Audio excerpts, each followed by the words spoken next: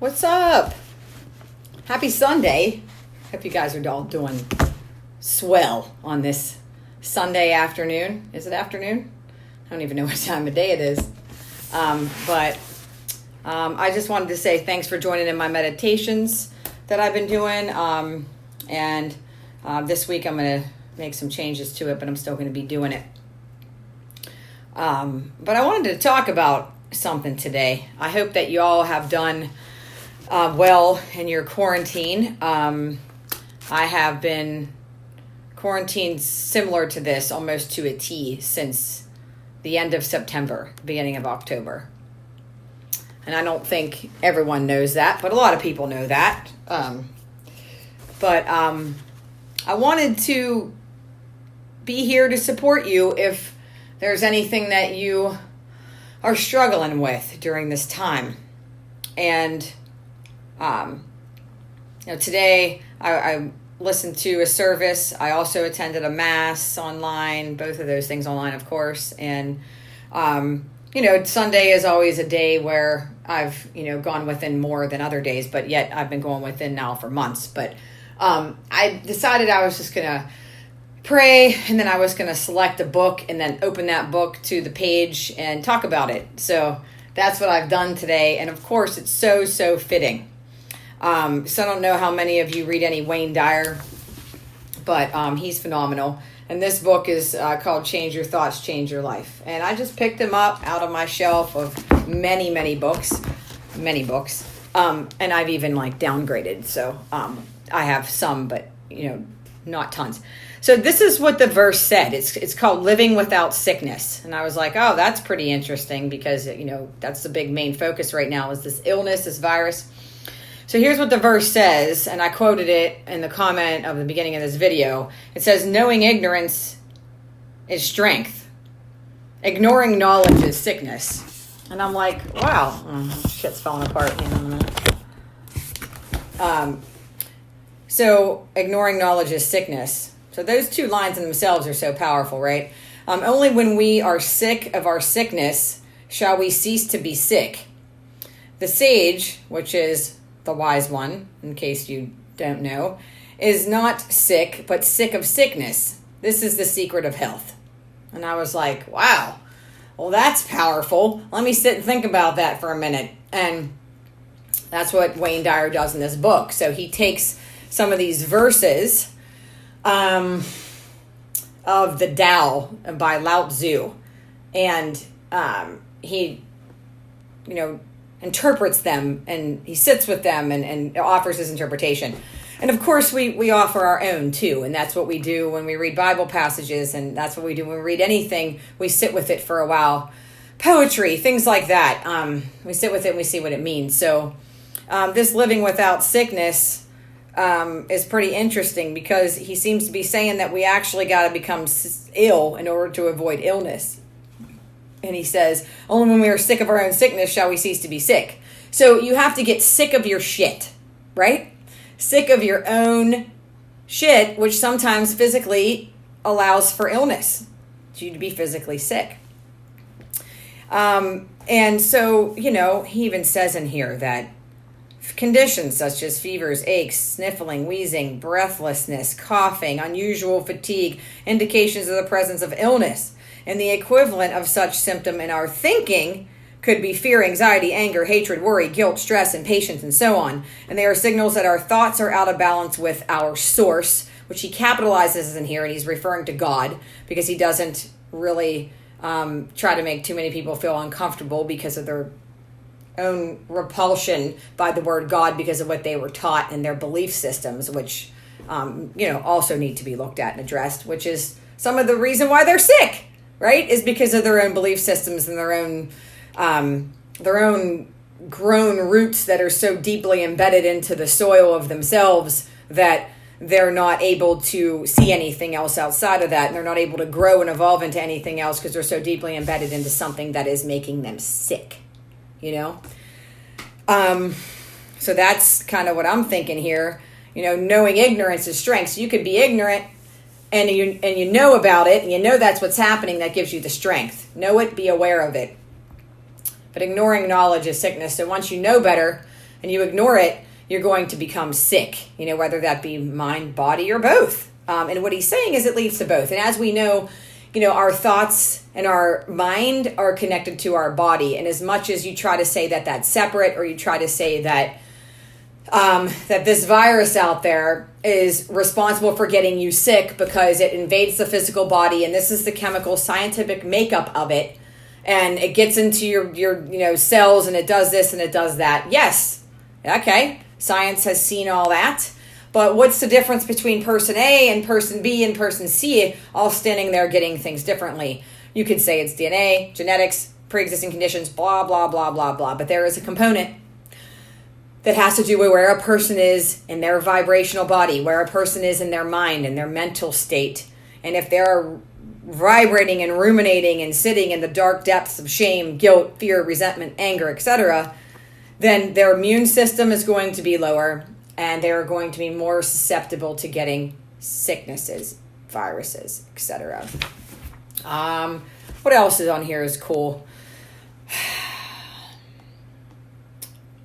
So he goes on to talk about a couple examples of, a woman who goes to India and she's being taught by this guru, and, he's like in a wheelchair, and, she was like, oh, I feel so bad for him. But like, how is that an example of like, something that's good, something that's divine? If, why can't he just will the sickness to go away if he's so evolved and he's so enlightened, right? And just because our thoughts are aligned, or just because we keep our thoughts in a healthy place, doesn't always mean that it's going to, keep the body in a healthy place too. So it's like a double-edged sword, right? Your thoughts can influence the physical body to go into a healthy space or go into an unhealthy space. But not always is that the choice. I mean, there is still a component of the fact that we have some free will if we choose to have that free will by bringing awareness to things. And then sometimes there are fated and destined things that happened. And that's what our lives are about, those both and things. It's not just one or the other. So, you may have an affliction or a physical thing that comes upon you, and, if you pay close attention to it, what are you really supposed to be getting out of it? What is it giving you the opportunity to look at and change or reevaluate or, switch up? So I think that this whole thing, like he says, examine your habits, right? What daily habits distance yourself from your natural state of well-being? Especially like addictions, whether that be, drugs, alcohol, food, sex, or whether that be addictive patterns just mentally and not behaviorally, but, things addicted to shame, addicted to feeling guilt, addicted to feeling unworthy, addicted to feeling not good enough, addicted to a pattern. Like, what's your drug of choice? What's your go-to? Where do you fall into? Where's your quote unquote weak area, right? So what he's saying is, when you're in this habitual pattern, you let yourself become ill. You're in a sickness. It's a sickness, right? That's why, like, when they talk about it, Alcoholics Anonymous and, NA and stuff, they say that it's a sickness, it's a disease. Yeah, it's a sickness of the mind, but you have control over that. You have a choice. And you're sick, and until you get sick of your own sick, fucking twisted shit in your head, you're going to stay sick, and you're going to get sicker and sicker and sicker, right? Some people just get sicker, and they just stay that way. There's no coming out of it. But some people get sick of their own sickness, and then that's when they're able to stop and make a change. And a lot of people are going through forced stillness right now. I think Eckhart Tolle said that last night as I was watching him. Forced stillness. If you're being forced still, then you need to really look at that and see what it is that you are doing that keeps you from a really natural, pure state. What it is that you're ignoring. And if you're ignoring knowledge, that's sick, right? And then you're allowing and you're opening that door to allow sickness to come in. So do you want to social distance? Yes. Do you want to stay out of the general public? Yes, I am. Absolutely. But is that the only thing that prevents people from getting sick? Right? No. If you're in all these other spaces, you're opening the door. to that sickness, to dropping that energy, right? So he talks about examining your fixations, vowing not to ignore your awareness of what they are. So stop ignoring stuff you already know is going on, you know. I like how he said that, you know, dedicate today to really listen and entrust the messages from your body. And then listen to what your mind tells you about those signals. Introduce your mind to the possibility that the body is signaling a request that you can grant, such as a nap, a walk, water, you know, relaxation, rest, whatever, exercise. So what he's saying is, you know, try to like pay attention to those things, because your body is trying to tell you something. Your mind might be trying to tell you something, right? And you're not listening, you're not paying attention, you're not like watching how the two of those like go in sync and in tandem together. But your thoughts, your emotions, your vibration that you're in, your mental state, the patterns that you're in are all contributing to sickness in one way or another. So the best thing to do for this virus is to use this time to cleanse and purify. You're Lysoling everything? Well, while you're Lysoling shit, go and Lysol those thoughts, right? Lysol and wipe out and bleach away the old, infected, sick, twisted patterns of your mental thought, of the old program beliefs that don't suit you, that are negatively impacting you, right? That's where you want to be Lysoling as well. Both and. When you're cleaning the floor, or when you're cutting down that tree outside, because there's nothing else to do but trim branches and stuff, right? Just remember, you're going to trim them branches, and the branches are going to grow right back. You're going to trim them again, leaves, branches, everything. So you're like, oh man, let's just cut this whole damn thing down. And we cut it down, and now there's a stump. It's not growing back. But then you go out there at the end of the summer, and then there's some leaves sprouted up, and it's starting to grow back because you left the roots. You left the roots all through the yard. So how is that really ever going to die? You're just going to have to trim it constantly. So if you sit with yourself and you take the time to go out and through the yard and trace and find where every one of those roots are, man, that's tedious, right? It takes time. It takes focus. It takes investigation. You're going to go out and look and hunt for where all these roots are to this stump that keeps growing something back. So in order to free yourself completely, you really have to go and investigate your roots. What is holding you in these patterns? What is holding you in a place of illness, sickness, or unwellness, right? Dis-ease. What is holding you in that place? There are roots in that. So for the past 7 years, I have been doing that work, right? And so I've been aware for quite a long time. It wasn't always revealed to me, each thing that happens and comes up for me to look at is an opportunity and that life creates. So life, before the coronavirus, had created an opportunity for me to look even deeper at a few things that I wasn't looking at as deep as I needed to look at them. And life stopped me in my tracks, you know, end of September.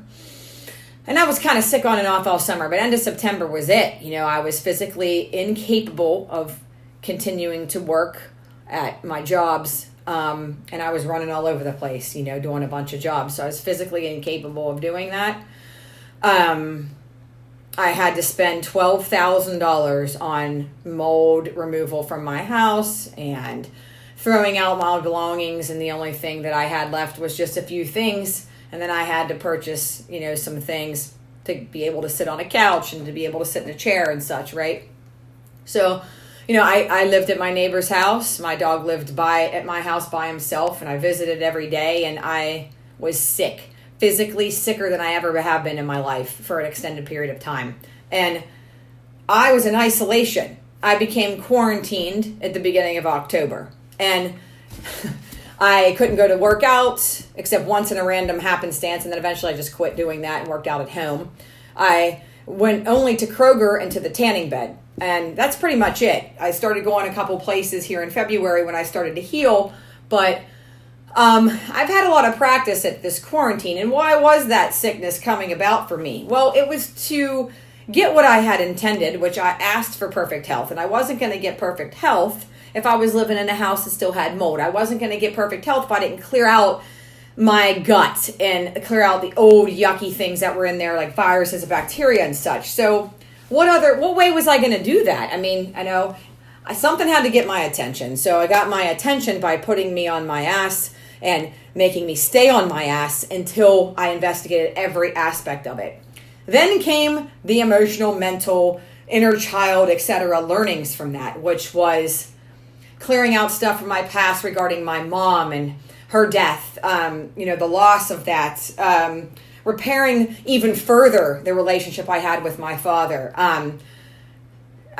noticing patterns and relationships that I held that I had to let go of and fix and change and shift, and any codependency that was left, any fear that was left of illness, fear of lack of control, because that's what illness always gave me, was this like panic sensation that I was out of control, and that if I went to a hospital I'd even be more out of control because I'd be strapped down in something. So that was a huge fear for me, and I continuously had to face it. My body was not cooperating with me. So those lessons were important, and I had to spend time digging and looking at roots. And since I did that, I started to heal and become stronger, and wow, like shifts and changes were happening rapidly. And then here came the coronavirus, which then I understood. Like all of this was in preparation partially for me to be perfectly set up and as like almost like a normal daily life for when the coronavirus came. And I'm lucky with that, thank God, right?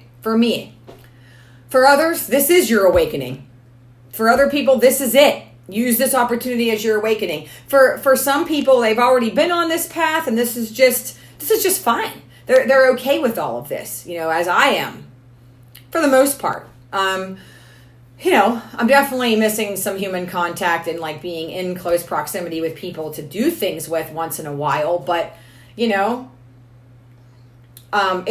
just one thing out of some people that have had so much catastrophic nature blow-ups happening in their life right now. So I encourage you to dig deep at your roots, to look at your pattern, and to recognize where you're sick and where you're sick of being sick and being twisted and being screwed up, or whatever other curse word I'd like to use right now. But I try to refrain on these videos. I don't know what kind of young folk are watching, right? Not that they probably don't cuss. I don't know, whatever. But anyway, that was just, if you change your thoughts, you can change your life and your reality and the energy of your body. Your thoughts are constantly sending signals to your body, and your body will let you know what it needs if you listen to it, but a lot of times we ignore it, so pay attention to both your thoughts and your body. Try at this point in time in life right now to get rid of your sick effing patterns, the sick, twisted hamster wheel that you continue to go on. Take the time to dig real deep into it, right? You don't want to do it because it's going to be painful or inconvenienced or awful and you don't have enough time. Now you do, right? You might still be in pain, but you're going to benefit so much from that short amount of time of pain, or extended, whatever. The point is, you have to become comfortable with all of that, and you will rebirth, right? There is a resurrection for you. There is a rebirth, right? That's what born again Christians and all that stuff. And, you have the people preaching about like the death of Christ and the resurrection. Well, that exactly. You're dying. You have to die to yourself over and over and over and over and over and over in this lifetime. And that's kind of what Christ was trying to tell us. You will die before you die. That's even in the Bible. Go check it out.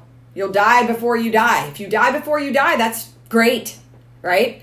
I died before I died in 2012, and then somewhere again in 2015, somewhere again in 2017, and now again just this past fall, It's a continuous death and rebirth cycle. So don't be afraid to die. Your sickness will lead you to death, which you need to die in order to be reborn. Figuratively, I'm speaking here, right? Hope nobody catches it right on the end of this live video to think that I'm saying we all need to die of the coronavirus. Not so. Not so. If you're here, I just pray that you get the messages that you need to get and that you listen with your ears, your heart, and your mind, your eyes. Hear what's being said. I hope you have a happy Sunday.